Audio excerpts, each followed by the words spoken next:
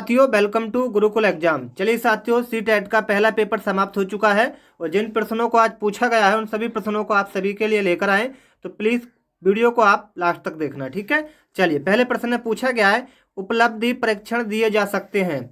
उपलब्धि परीक्षण दिए जा सकते हैं साथियों, तो आपको बता दें कै प्रकार के होते हैं, 2 प्रकार से, ठीक है। उपलब्धि परीक्षण आपके 2 प्रकार से दिए जा सकते हैं, ठीक है। आ जाइए आगे। आगे पूछा गया है बालकों का मुफ्त एवं अनिवार्य शिक्षा का अधिकार 2009 में किस देश में लागू किया गया था। यानी कि देश में लागू किया गया था, ये नहीं पूछा किस देश में, अपने देश भारत की बात हो रही है, लेकिन ये पूछा है कि देश में कब लागू किया गया था। तो वो सन पूछिए आपसे, तो मित्रों ये सन हो जाएगी आपकी 1 अप्रैल 2010, ठीक है। चलिए आगे पूछा गया है कि NCF 2005 में कला शिक्षा को विद्यालय में जोड़ने का उद्देश्य क्या था। तो वो जो उद्देश्य था मेरे प्यारे मित्रों, वो था आपका, एक तो था आपका संस्कृत विरासत की प्रशंसा करना और दूसरा था छात्रों के व्यक्तित्व और मानसिक स्वास्थ्य को विकसित करना, ठीक है। तो आपका right answer option number A भी था और बी भी था, तो आपका सही आंसर ए और बी दोनों सही हो जाएगा। आ जाइए आगे। आगे आपसे पूछा गया जब बालक की परीक्षा द्वारा मापी गई योग्यता के सही मूल्यांकन में स्वामित्व होता है तब उस परीक्षा को क्या कहते हैं। उस परीक्षा को मित्रों कहते हैं विश्वसनीयता। क्या कहते हैं साथियों? विश्वसनीयता, ठीक है। चलिए आगे आ जाइए। आगे पूछा गया मैं मापन की भूमिका सब सीखी हुई है कुशलताओं में निष्पादन का एक संपूर्ण अवलोकन देती है। आपको बता दें इस प्रश्न का सही आंसर नोट कर लेना। योगात्मक मूल्यांकन में मापन की भूमिका सब सीखी हुई कुशलताओं में निष्पादन का एक संपूर्ण अवलोकन देती है। तो राइट आंसर क्या होगा? योगात्मक मूल्यांकन, ठीक है। चलिए एक बहुत अच्छा प्रश्न है, कई बार एग्जाम में पूछा गया है कि निम्नलिखित में से कौन सी डिसलेक्सिया की विशेषता नहीं है। निम्नलिखित में से कौन डिसलेक्सिया की विशेषता नहीं है, ये आपसे पूछा गया है। इस प्रश्न का सही आंसर आपका होगा सीधे या उल्टे हाथ के प्रयोग के संबंध में निश्चय, ठीक है। सही आंसर होगा आपका बी वाला, ठीक है। चलिए आ जाइए आगे। सशक्त अभिप्रेरणा सीखने का प्रभावशाली घटक है। सशक्त अभिप्रेरणा सीखने का प्रभावशाली जो घटक है मित्रों, वो है आपका शीघ्र सीखता। क्या साथियों? शीघ्र सीखता है, ठीक है। चलिए आगे आ जाइए। चलिए ये प्रश्न आपके छूट गया था, इसको पढ़ाते हैं कि हस्तशिल्प की शिक्षा दी जानी चाहिए। हस्तशिल्प की शिक्षा किसको देनी चाहिए? यानी कि हाथ पे लिख के। तो ये साथियों किस प्रकार के बच्चे होते हैं, किनको देनी चाहिए? जिनका क्या होता है, मंद बुद्धि बालक होता है, यानी कि उनका जो दिमाग होता है वो क्या होता है, मंद बुद्धि होता है। तो उनको क्या शिक्षा देनी चाहिए? हस्तशिल्प की, ठीक है। चलिए आगे आ जाइए। छात्रों में चोरी करने की आदत को कैसे दूर किया जा सकता है? छात्रों में चोरी करने की जो आदत होती है उसको कैसे दूर किया जा सकता है? तो वो क्या देकर साथियों, एक प्रकार का एग्जाम्पल या आप उदाहरण देकर, ठीक है। आप उदाहरण देकर उसकी आदत को दूर कर सकते हैं, ठीक है। चलिए आगे आ जाइए। अनुशंसा को सामाजिक समस्या से संबंधित होता है तथा विद्यालय की जनशक्ति के द्वारा विद्यालयों में क्रियाकलापों के सुधार हेतु संचालित किया जाता है। उसे आप क्या कहते हैं? उसे क्या कहते हैं मित्रों? नोट कर लेना सभी छात्र, क्रियात्मक अनुसंधान। क्या साथियों? क्रियात्मक अनुसंधान। चलिए राइट आंसर आप सभी का होगा क्रियात्मक अनुसंधान। आगे आपसे पूछा गया है व्यवहारिक बुद्धि को क्या कहा जाता है। व्यवहारिक बुद्धि को क्या कहा जाता है, ये आपसे पूछा गया है मित्रों। तो इस प्रश्न का सही आंसर होगा मूर्त बुद्धि। व्यवहारिक बुद्धि को हम क्या कहते हैं? मूर्त बुद्धि, ठीक है। चलिए आगे आ जाइए। बुद्धि के त्रियामी सिद्धांत के अनुसार बुद्धि के कारकों की संख्या कितनी होती है? प्रश्न नंबर आपसे पूछ रहा है कि बुद्धि के त्रियामी सिद्धांत के अनुसार बुद्धि के कारकों की संख्या कितनी होती है मित्रों? तो ये आपकी होती है 120। कितनी मित्रों? 120 होती है, ठीक है। चलिए आगे आ जाइए।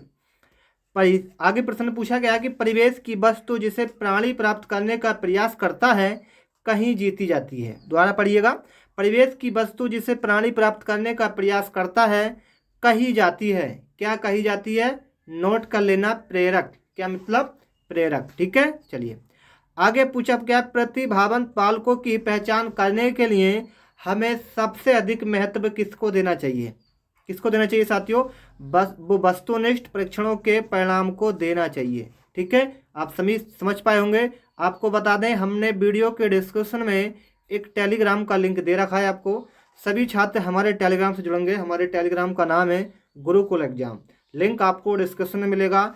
आपको फ्री PDF मिलेगी आपको टेलीग्राम पर, तो सभी छात्र हमारे टेलीग्राम से जरूर जुड़ जाना। ठीक है, चलिए, और आप चैनल पर पहली बार आए मित्रों, तो चैनल को सभी छात्र सब्सक्राइब कर दें ताकि आपको डेली वीडियो की नोटिफिकेशन सबसे पहले मिलता रहे। आगे पूछा गया, निम्नलिखित में से कौन सा तनाव को कम करने का अप्रत्यक्ष ढंग है, निम्नलिखित में से कौन सा तनाव को कम करने का अप्रत्यक्ष ढंग है। तो तनाव मतलब चिंता। ठीक है साथियों, तो उसका कौन सा अप्रत्यक्ष ढंग है, प्रत्यक्ष नहीं पूछा है मित्रों, अप्रत्यक्ष पूछा है।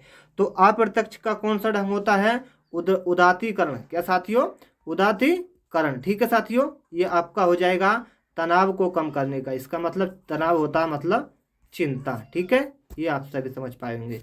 चलिए आगे आ जाइए।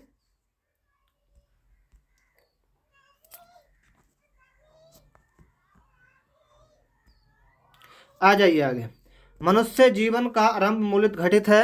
मनुष्य जीवन का आरंभ मूलित घटित है, ये पूछा गया प्रश्न के अंदर।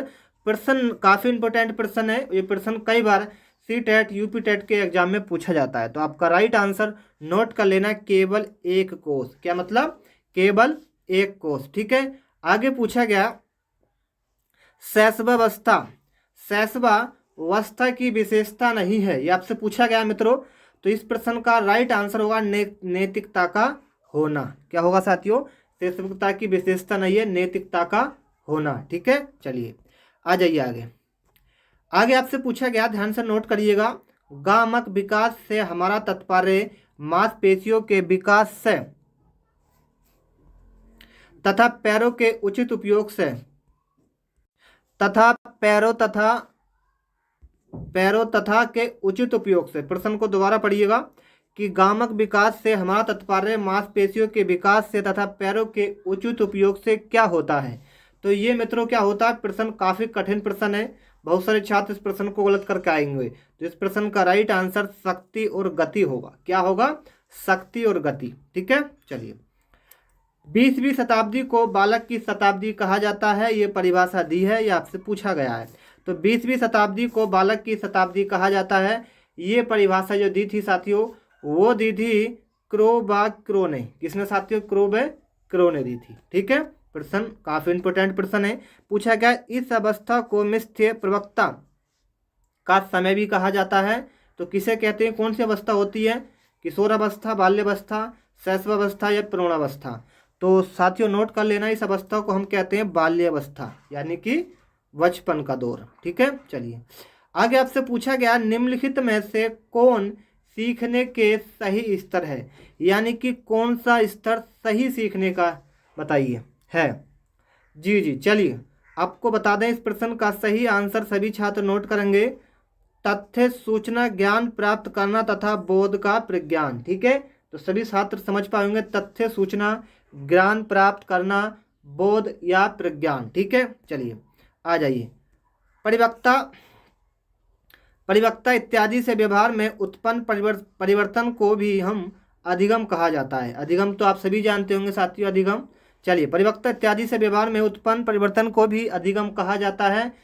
नहीं, हाँ या कभी कभी, ये अनिश्चित है, इम्पॉसिबल। ठीक है, चलिए आपको बता दें, इस प्रश्न का सही आंसर नोट कर लेना, इसको हम नहीं कहते हैं। व्यवहार में उत्पन्न परिवर्तन को हम अधिगम नहीं कहते हैं। ठीक है, तो आपका सही आंसर होगा नोट। ठीक है, चलिए चिंतन क्या है, चिंतन क्या है बताइए साथियों, चिंतन क्या होता है। चिंतन मतलब प्रतीकों का प्रयोग करना, क्या कहलाता है, चिंतन कहलाता है। ठीक है, तो प्रतीकों का प्रयोग करना क्या हो गया, चिंतन। ठीक है, अप्रत्यक्ष पद समस्याओं का उपयोग किस श्रेणी के प्रयोजों के लिए किया जाता है। अप्रत्यक्ष पद समस्याओं का उपयोग किस श्रेणी के प्रयोजों के लिए किया जाता है मित्रों, ये किया जाता है प्रौढ़ के लिए। किसके लिए मित्रों, प्रौढ़ के लिए। ठीक है, चलिए आगे आ जाइए। समस्या के अचानक समाधान की वकालत करने वाले सिद्धांत का नाम है। समस्या के अचानक समाधान की वकालत करने वाले सिद्धांत का क्या नाम है? इस सिद्धांत को हम क्या कहेंगे? नोट कर लेना, सूझ का सिद्धांत। क्या साथियों? सूझ मतलब बूझ, ठीक है। चलिए, सूझ का, सीखने का सिद्धांत। संवेदना ज्ञान की पहली श्रेणी है, ये कथन किसने कहा था? तो संवेदना ज्ञान की पहली श्रेणी है, ये कथन एक प्रकार का क्या है, ये पूछा गया है। तो ये है आपका, नोट कर लेना, मानसिक विकास। संवेदना ज्ञान की पहली सीढ़ी है, ये एक मानसिक विकास है, ठीक है। चलिए आ जाइए, 1 मिनट। चलिए,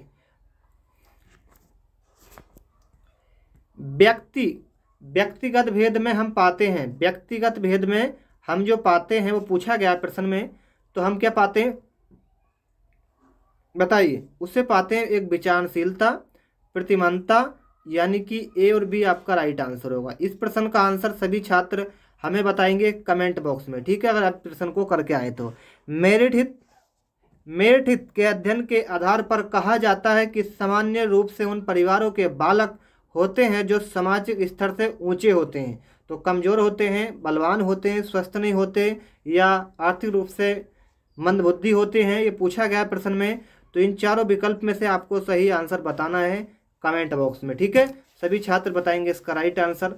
चलिए साथियों, वीडियो को यहीं पर समाप्त करते हैं। यही प्रश्न थे, नेक्स्ट वीडियो में मिलते हैं। सभी छात्र चैनल को सब्सक्राइब, वीडियो को लाइक कर देना। Welcome to Gurukul exam. चलिए साथियों, सीटेट का दूसरा पेपर समाप्त हो चुका है। देखते हैं कौन कौन से प्रश्नों को आज पूछा गया था। तो सभी छात्र वीडियो को लास्ट तक देखेंगे।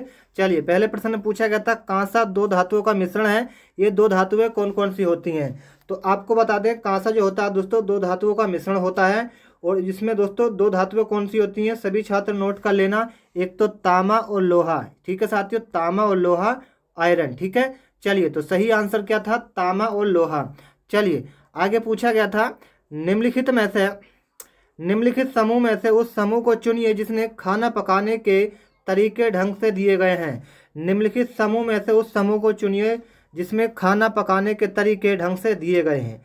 तो इस प्रश्न का सही आंसर था सेक कर, तल कर और भून कर, ठीक है साथियों। चलिए आगे आ जाइए। आगे पूछा गया था, माउंट एवरेस्ट के बारे में सही जो कथन है वो कौन सा है? माउंट एवरेस्ट के बारे में सही कथन है, ये नेपाल का भाग है और इसकी चोटी की लंबाई 8900 मीटर है, ठीक है। चलिए आगे आ जाइए। आगे पूछा गया, रेगिस्तानी ओक एक पेड़ का नाम है जिसकी जड़ें उस गहराई तक जमीन में भीतर जाती हैं तब तक कि पानी तक ना पहुंच जाए। इस पेड़ की जड़ों की गहराई इस पेड़ की ऊंचाई से लगभग 30 गुनी होती है। ये पेड़ कहाँ पर पाया जाता है? तो ये पेड़ आपका पाया जाता है मित्रों ऑस्ट्रेलिया के अंदर। यहाँ पर ऑस्ट्रेलिया के अंदर। चलिए आगे पूछा गया था, पाक जल डमरू माध्य किन दो देशों को अलग करता है? तो साथियों, जल डमरू माध्य किन दो देशों को अलग करता है? दो देशों को, ठीक है। तो ये करता है, पहला तो हो जाएगा आपका साथियों भारत और श्रीलंका को, ठीक है। किसको? भारत और श्रीलंका को, ठीक है। चलिए आगे पूछा गया था, बिहार राज्य के लोगों के लिए मधुमक्खी पालन शुरू करने की सबसे अच्छी अवधि कौन सी होती है? तो मित्रों कौन सी होती है? ये आपकी होती है अक्टूबर से दिसंबर तक। कब साथियों? अक्टूबर से दिसंबर तक। आगे पूछा गया, खेजड़ी वृक्ष के बारे में सही कथन को चुनिए।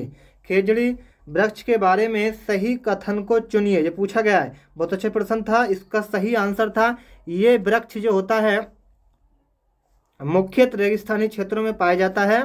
उसके बाद इसे अधिक जल की आवश्यकता नहीं होती। और दूसरा, ये छायादार वृक्ष होता है जिसकी छाया में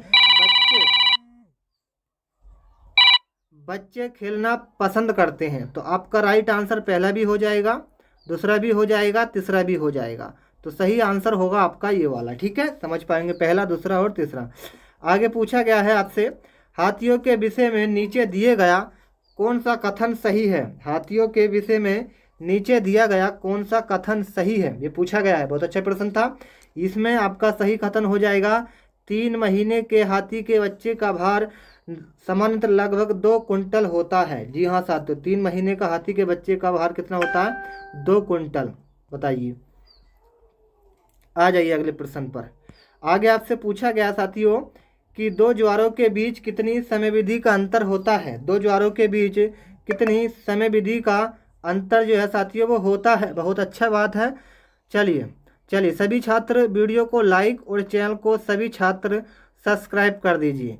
दो ज्वारों के बीच कितने समय अवधि का अंतर होता है? 12 घंटा 26 मिनट। 12 घंटा 26 मिनट।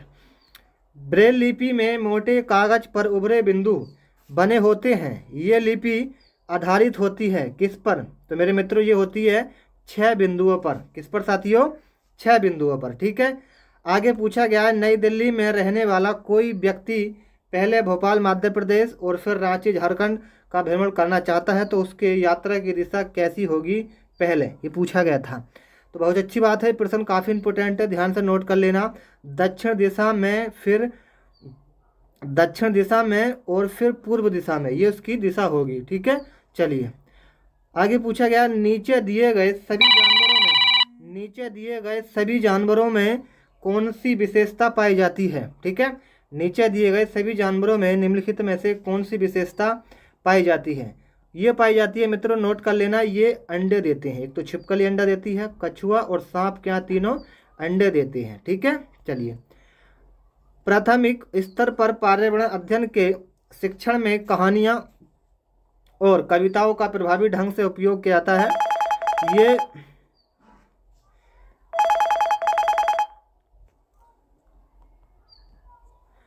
चलिए प्रश्न पूछा गया प्राथमिक स्तर पर पर्यावरण अध्ययन के शिक्षण में कहानियाँ और कविताओं का प्रभावी ढंग से उपयोग किया जाता है। पर्यावरण अध्ययन में इनके उपयोग का मुख्य उद्देश्य क्या होता है? बहुत अच्छी बात है। तो इसका सही आंसर आप सभी का हो जाएगा बिल्कुल करेक्ट आंसर, सीखने के लिए संदर्भगत वातावरण प्रदान करना। तो सही आंसर बी हो जाएगा। आगे आ जाइए। आगे आपसे पूछा गया है, बहुत अच्छी बात है, प्रश्न थोड़ा सा मिसमैच है, धीरे पढ़ते हैं। एक प्राथमिक स्तर की अध्यापिका जल भाप के विषय में अपनी और फिर अपनी क्या साथियों? चलिए अपनी पूछी गए प्रश्न थोड़ा सा डिफॉल्ट है। चलिए अगला प्रश्न देखते हैं। ठीक है। ये प्रश्न तो मैंने आपको करा ही दिया, ये भी करा दिया। चलिए ये प्रश्न था कि आपके प्रधानाचार्य ने आपको कहा कि कक्षा 5 के विद्यार्थियों को शैक्षिक अवलोकन यात्रा के लिए ले जाएं। इस अवलोकन यात्रा को सार्थक बनाने के लिए आप अपनी योजनाओं में क्या सम्मिलित करेंगे? तो क्या करेंगे मित्रों? ये आप कर पाएंगे 4 विकल्प में। आपका सही जो आंसर होगा वो आपका हो जाएगा क्रियाकलापों की एक स्तरीकृत सीट उसके स्थान के बारे में तैयार करना और प्रमाणिक तथा सार्थक बनाना। ठीक है। चलिए थोड़ा सा जूम करता हूँ। चलिए आगे आ जाइए। प्राथमिक स्तर पर पर्यावरण अध्ययन के आकलन में निम्नलिखित में से कौन सा एक संकेतिक उपयुक्त नहीं है? बहुत अच्छी बात है। चलिए ये आपका सही आंसर होगा इस प्रश्न का स्मरण करना। क्या साथियों? स्मरण करना। आगे पूछा गया इस पौधे में पत्तियां हैं जिन्हें सब्जी की तरह प्रयोग में लाया जाता है। इसके बीजों से तेल प्राप्त किया जाता है। ये पौधा है, ये पूछा गया, ये पौधा होता है आपका सरसों का। ठीक है साथियों, जिससे सरसों का तेल यानी कि खाने का तेल लगाया जाता है। आगे बहुत अच्छा प्रश्न है, कांसा जिसको हम ब्रोंज कहते हैं के बारे में निम्नलिखित कथनों का अध्ययन कीजिए। बिल्कुल सही बात है। तो आपको बता दें इस प्रश्न का सही आंसर होगा आपका, एक तो इसे भट्टी में कॉपर और टिन को पिघलाकर बनाया जाता है। ठीक है। आदिवासी लोग ब्रोंज का प्रयोग हजारों वर्ष से कर रहे हैं। तो ये दोनों विकल्प आपके सही होंगे, बी और सी। तो बी और सी किस में है साथियों? आपका बी वाले में। ठीक है, बी और सी। आ जाइए आगे। निम्नलिखित में से कौन सा मच्छरों से होने वाले फैलने वाले रोगों का समुच्चय है? ऐसा कौन सा रोग है जो आपके मच्छरों के काटने से होता है यानी कि फैलता है? तो इसे हम क्या कहते हैं? ये तो सभी जानते होंगे, हैजा। नहीं साथियों, हैजा नहीं होगा।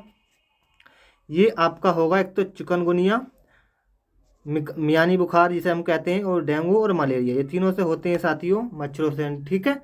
चलिए कटक किस नदी के किनारे पर बसा है? कटक किस नदी के किनारे पर बसा है?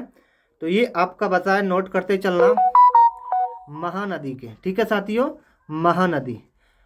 11 जुलाई को क्या मनाते हैं? हर साल आपने कई बार पढ़ा भी होगा, 11 जुलाई को मनाते हैं विश्व जनसंख्या दिवस। ठीक है, 11 जुलाई विश्व जनसंख्या दिवस। ठीक है साथियों। चलिए आगे आपसे पूछा गया है सन 1992 में पर्यावरण सुरक्षा से संबंधित प्रथम पृथ्वी सम्मेलन किस शहर में हुआ है। सन 1992 में पर्यावरण सुरक्षा से संबंधित प्रथम पृथ्वी सम्मेलन किस शहर में हुआ है। बहुत अच्छी बात है, ये आपका हुआ रियो डी जेनेरो। क्या में होगा साथियों, रियो डी जेनेरो में। ठीक है, सही आंसर बी होगा। चलिए यह साथियों प्रश्न थे कुछ मोस्ट इंपोर्टेंट जो आज पूछे गए थे। वीडियो को लाइक करके जाना और चैनल पर पहली बार आए तो चैनल को सभी छात्र सब्सक्राइब करके जाना। जय हिंद, जय भारत।